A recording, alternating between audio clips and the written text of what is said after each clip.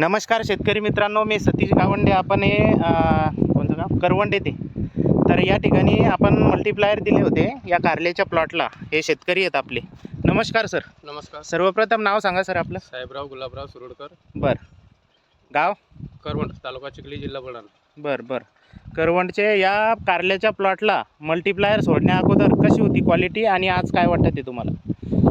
या 5 दिवसामध्ये 2 तारखेला दिलं तर तुम्हाला, तुम्ही 3 तारखेला सोडलं, आज 9 तारीख आहे, बरोबर आहे. या 5 ते 6 दिवसामध्ये काय क्वालिटी चेंज झाली तुम्हाला, काय वाटतं? बढिया रिझल्ट आहे.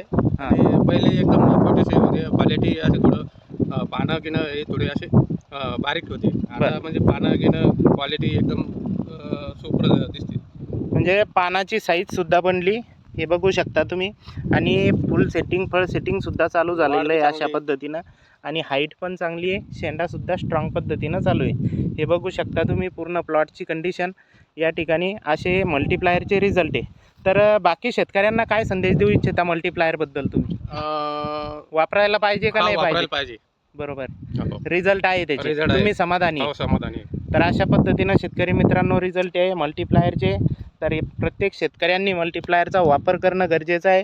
आणि आपल्या मातीमध्ये जीवाणूंची संख्या वाढवणं गरजेची आहे. अति रासायनिक वापरू मातीची आपली जी पोत आहे एकदम ती घसरलेली आहे. आणि अशा पद्धतीनं मल्टीप्लायर हे डेव्हलप करत आहे.